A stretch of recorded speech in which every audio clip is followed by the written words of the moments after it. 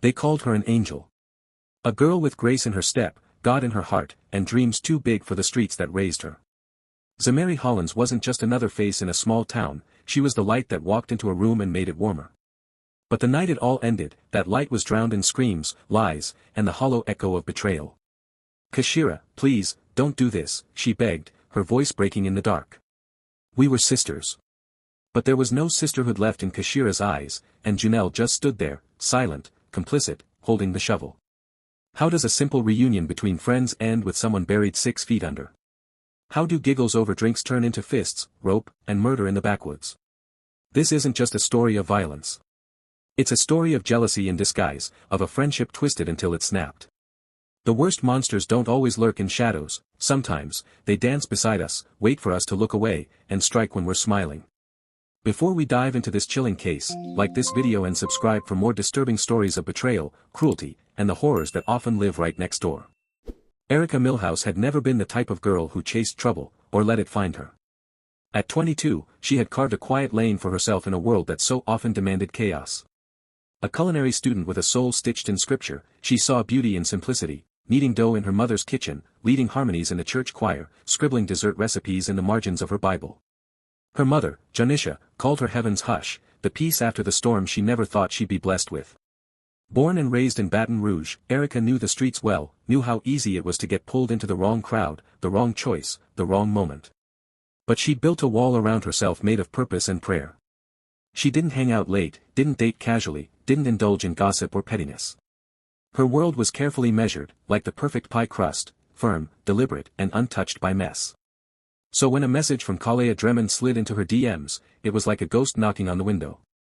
Kalea had once been loud, wild, and magnetic, a girl who thrived on drama, lit parties, and the kind of chaos Erykah avoided like fire. They hadn't talked since high school. "No, how have you been? No, I miss you," just a casual, pull up tonight. Real chill vibe. "You need this break, sis." Erykah stared at the message for hours. Something about it didn't sit right, but she couldn't name it. Maybe it was guilt, was she too uptight? Had she outgrown people? Was she, judging? Her mother was at Bible study. Her class schedule had been relentless. Maybe it wouldn't hurt to show up for an hour. Just to see old faces. Laugh a little. Then go home. By 8:30 p.m., she slipped on her lilac hoodie, the one with the tiny white cross stitched on the sleeve, and kissed her mother's picture on the dresser. She left no note. No explanation. Just a light step out the door and a silent promise, she'd be back soon. But God knows the road back home doesn't always stay open. The Batiste twins were the kind of men mothers warned their daughters about, smooth-talking devils dressed in designer belts and dime store charm. Tavon and Toril had been born with matching faces and matching appetites, for chaos, for power, for whatever they could take without asking. At 27, they were already old news in South Baton Rouge, except the kind of news that didn't fade. The kind you whisper about behind closed doors. The kind with victims who never show their faces. Officially, they were nobodies, high school dropouts with no jobs, no dreams, no futures. Unofficially, they were monsters with a system of silence. They moved pills through house parties like candy, luring girls with drinks, lights, and clout. But if you stayed too long, if you were too pretty, too high, too scared, you didn't always leave the same. The rumors were always the same. Girls staggering out of back rooms with torn tights and vacant stares. Girls who went offline the next day. Girls who started fights with their mothers, dropped out of school, vanished into new cities. The Batiste twins made sure the pain was quiet. They knew how to pick them, lonely girls, loud girls, insecure girls. But what they wanted this time was different. They wanted clean. Kalea had once been everything Erykah still was. Bright. Focused. Curious. She used to sit in the second row of AP Lit and color code her flashcards. But something had cracked her spirit over the years. She stopped posting gospel lyrics and started chasing chaos, faster cars, stronger highs, and darker rooms. And when the Batiste twins pulled her into their world, they didn't ask. They took. By the time she realized what she traded, she couldn't leave. They owned her. Her body. Her silence. Her fear. So when Toril leaned over that night and said, "Bring us somebody soft," she didn't flinch. "She trusts you, right?" he asked, lighting a cigarette with the same hand that had once smashed her phone for calling her sister. "She churchy," Kalea replied. Real sweet. Quiet. He smiled without warmth. Perfect. There was no party. That was the first lie. When Erykah pulled up, the house looked normal, low music, cars lined out front, a faint smell of weed in the air. But inside, the atmosphere was all wrong. Too quiet. Too dark. The lights were dimmed, the couch empty, the drinks untouched. And Kalea's voice had a tremble in it she couldn't hide. "Come downstairs," she'd said. "It's just the chill spot." The basement door creaked open like a question. Erykah hesitated. But Kalea was already heading down, not looking back. So Erykah followed. What she found wasn't a chill spot. It wasn't even a room meant for people. The walls were stripped. The air was cold and bitter with bleach. In the far corner, a single camera sat on a tripod, red light blinking. There was no music. No laughter. Just the sound of the door closing behind her. And footsteps. Too many footsteps. The last trace of Erykah Milhouse was a text sent at 9:43 p.m. Her message was simple, casual, trusting, "Here. Looks chill. I'll call you soon." She would never pick up the phone again. The Batiste house sat quiet under the weight of a lie, a tomb disguised as a party spot. Inside, there were no guests. No music. Just Kalea, chewing her lip raw and pacing, and the twins, Tavon and Toril, already halfway undressed, riding a chemical high, vibrating with anticipation. The kind of high that makes people cruel. The kind that burns through souls like acid. When Erykah walked through that front door, she still had light in her eyes. She smiled when she hugged Kalea. Her hoodie sleeves were tugged down over her wrists, her hair pulled into a soft bun. She smelled like lavender and cocoa butter. She'd brought a Tupperware container of lemon bars.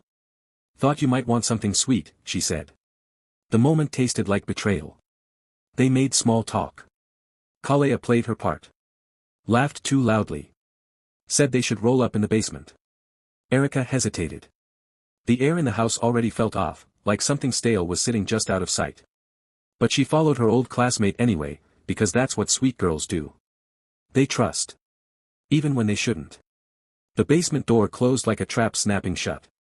One click, then silence. Tavon and Toril were waiting. Shirtless. Smirking. Blocking the only way out. "What is this?" Erykah asked, her voice already tight. They didn't answer.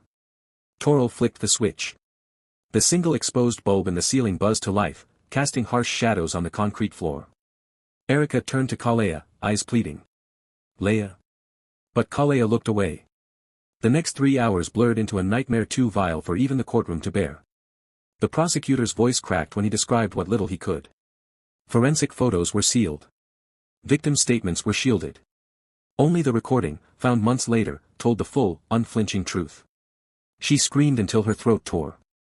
Begged until her voice was nothing but breath. Her fingernails were ripped from her hands, each one found lodged in the cracks of the cement, jagged and bloodied. She fought. God, she fought. But they took everything. Her dignity. Her hope. Her body. By 1 a.m., Erykah was no longer fighting. She was barely breathing. Her face was swollen beyond recognition, her lips split and blood-caked. Her hoodie hung in tatters, soaked with sweat, tears, and worse. Tavon leaned over her, checked her pulse with 2 fingers, then nodded. "Still here," he said, almost amused. Toril picked up the crowbar. One swing. A crack like breaking ice. Her legs kicked once, twice. Then stillness. It was 1:15 a.m. when the camera shut off. They wrapped her body in a shower curtain from the upstairs bathroom. Her lemon bars were still sitting on the counter, untouched. The shallow pit in the basement corner, originally meant for hiding stolen weapons, became her grave. They dumped her in like garbage, poured bleach over her like it would wash away the sin, and sealed the concrete with shovels and sweat.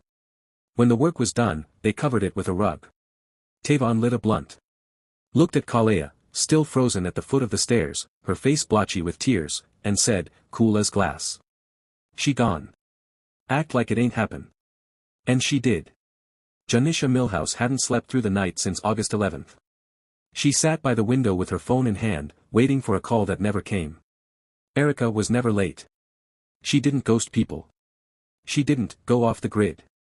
Something was wrong, and Erykah could feel it in her chest, pulsing like a second heartbeat. By noon the next day, she filed a missing person report. The officer behind the desk barely looked up. "She's grown," he said. "Probably just needed space. Give it a day or two." Janisha did not give it a day. She called hospitals. Drove to bus stops. Walked the route her daughter would have taken. She printed flyers at the church office, stapled them to telephone poles, begged news crews to run her photo. Baton Rouge residents saw her face on every corner, eyes red, voice shaking, but determined. "I'm not leaving this earth until I bring my baby home," she said. 6 weeks passed. The vigils were quiet. The prayers louder. But faith began to tremble under the weight of silence. Rumors stirred, people said they'd seen Erykah at a party, said maybe she got into drugs, maybe she ran away. Janisha refused to believe it. She knew her daughter's heart. Knew her girl was somewhere, calling out. The break came from an unexpected source, 19-year-old Dre Sion-Law, a party regular and street-level runner for the Batiste twins. He got picked up on a routine gun charge. Possession. Nothing major. But inside the interrogation room, with time hanging over his head and fear seeping in, he cracked. "I know where the body is," he said. Within hours, police surrounded the Batiste property. The house had gone quiet in recent weeks. Tavon and Toril had been keeping low, spooked by whispers. But nothing could prepare them for the moment cadaver dogs locked on the basement floor. The concrete was thick, uneven, fresh in some spots, crumbling in others. Investigators brought in jackhammers. By dusk, a smell began to rise. Thick. Sweet. Wrong. They hit fabric first. Then flesh. Erykah's body was curled in on itself like she'd been trying to disappear. The lilac hoodie was still on her back, now stained dark with blood and rot. Her hands were clenched into fists. One of her shoes was missing. The scene went quiet. No one spoke. Tavon was caught hours later at a Greyhound station with a fake ID and a suitcase full of cash, trying to vanish into Houston. Toril was found barefoot under a rusted trailer, soaked in sweat, muttering about demons and blood. He didn't resist. Just kept rocking, whispering she wouldn't stop singing over and over again. Kalea was arrested at her cousin's house on the north side. She was in the bathroom, burning something in the sink. When the officer pushed open the door, she jumped back, wild-eyed, mascara streaked. It was the hoodie. Erykah's hoodie. Still damp. And Kalea was screaming like the flames could undo what she'd helped bury. The moment news of Erykah Milhouse's murder broke, Baton Rouge became ground zero for a national outcry. Her face, soft, hopeful, always smiling beside a Bible verse, flashed across every screen in America. "Culinary student slain in basement horror," the headline screamed. Every outlet wanted the story. Every anchor spoke her name like a prayer. Photos of the Batiste twins were plastered beside hers, mugshots that reeked of arrogance and filth. Street legends turned monsters overnight. Memes surfaced with devil horns and captions like "This is what evil looks like." The footage itself, never released to the public, was confirmed by court documents and forensic reports. What was on that tape, investigators said, would haunt them forever. It was enough to shake seasoned detectives to their core. "You could hear her scream," one officer whispered during an off-record interview. And then you could hear when the screaming stopped. The public recoiled. Protesters flooded the courthouse steps with posters of Erykah in her graduation gown. Hashtags like #Justice for Erykah, #Shut the Basement Down, and #ChurchGirlsMatter went viral. Candlelight vigils spread across state lines. In black churches from Louisiana to Maryland, pastors paused sermons to name her and demand justice. But then came Kalea. Her name trended for all the wrong reasons. Once a quiet honor student, now dubbed the Judas friend. Photos of her hugging Erykah in high school were reshared with captions like "This hug was a setup." Some wanted her strung up alongside the twins. Others dug into her past, childhood trauma, suspected grooming, whispered rumors about her being passed around at Batiste parties. Think pieces flooded Twitter and TikTok. Was she a victim, too? Or did she cross a line she can't come back from? Janisha didn't waver. She knew what they planned, she said to a sea of microphones outside the courthouse. "She sold my baby's life for a night of drugs and attention. That ain't a victim. That's betrayal." It didn't end there. More girls came forward, some anonymous, some brave enough to speak on camera, describing similar setups, similar parties, similar basements. No bodies had been found in their cases, but the trauma echoed like an unbroken chain. People asked the terrifying question, how many Erykahs never got found? And what evil still lurked in the city's shadows, waiting for another girl who just wanted a night to breathe? The courtroom buzzed with anticipation as the trial reached its climax. The prosecution laid out a chilling narrative, one that had been unfolding in pieces since the discovery of Erykah's body. They presented voice memos from Kalea, recorded in the days leading up to the night of the murder, where she bragged about bringing a church girl to the party. The messages were chilling, revealing a level of calculation and malice far beyond any innocent friendship. Kalea's own words, spoken with a coldness that seemed to transcend the boundaries of guilt, painted a clear picture of the role she played in the horror that had unfolded. Kalea's defense tried to paint her as a victim, someone coerced, brainwashed by the Batiste brothers into participating in the horrific events. Her attorney painted a sob story, saying she was manipulated and terrified of the consequences if she had refused to comply. They tried to play up her troubled past, her descent into addiction, and her desire for approval from those she saw as powerful figures. But the jury wasn't swayed. They had seen the evidence, heard the testimony, and listened to the voices that had fallen silent under the weight of Kalea's actions. The courtroom fell into a heavy silence as the verdicts were read aloud. Tavon and Toril Batiste, the twins who had orchestrated and carried out the brutal attack, were found guilty of first-degree murder, rape, and conspiracy to commit torture. The judge, his voice trembling with disgust, declared that the crime was a level of evil so depraved it shames this court. The words hung in the air like a dark cloud, reflecting the horrific nature of the crime. There was no debate, no question of their involvement. The evidence was too clear. The Batiste brothers were sentenced to life in prison without the possibility of parole, a verdict that would see them spend the rest of their lives in the notorious Angola prison, far away from society and any possibility of redemption. As for Kalea, she took the plea deal offered by the prosecution, agreeing to plead guilty to conspiracy to commit murder. Her sentencing was a bittersweet moment, as many in the courtroom believed she deserved a harsher punishment. But the deal had been struck in exchange for her testimony and cooperation in the case. She was sentenced to 12 years in prison, with the parole board instructed to review her case after she had served 10 years. The deal left many feeling uneasy, especially when considering the pain Kalea had caused, both to Erykah and to the many lives she had affected. But perhaps the most powerful moment in the courtroom came not from the lawyers or the judge, but from Erykah's mother, Erykah Milhouse. The woman who had spent months searching for her daughter, handing out flyers, begging for answers, stood tall before the court. Her voice was unwavering, her gaze fierce as she spoke to the convicted killers. "You didn't just kill my daughter, you buried her voice, her dreams, and my soul," Erykah declared, her words cutting through the tension in the room. "But I will speak for her until the day I die." Her words resonated deeply, and in that moment, Erykah became more than a grieving mother. She became the living embodiment of Erykah's spirit, her unwavering resolve to ensure her daughter's life, and death, would not be forgotten. She would not allow the horror of what had happened to Erykah to be overshadowed by the actions of those who had taken everything from her.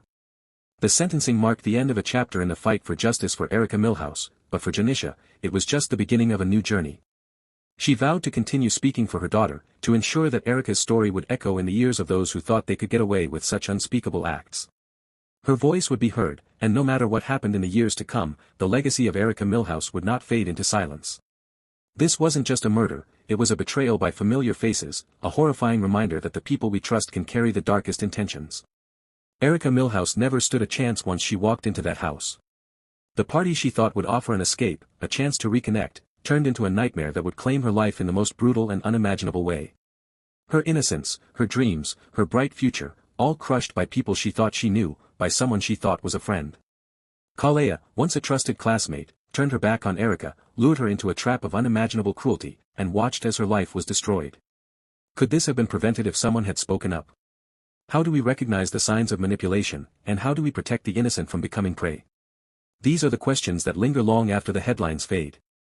In the end, it's clear, Erykah's death wasn't just the result of a violent crime, it was the outcome of a system that failed her, of a community that turned a blind eye to the signs of danger, of friends who never once questioned their actions. The haunting reality is that too often, victims like Erykah are left voiceless, their cries drowned out by those who would rather keep their dark secrets buried. If this story broke your heart like it did ours, like this video and subscribe for more harrowing true stories that uncover the painful truths behind the headlines. These stories matter. They serve as a reminder that we can't afford to turn away. The truth, no matter how dark, is something we must face, so that we can protect the innocent, expose the evil, and ensure that no one is ever silenced again.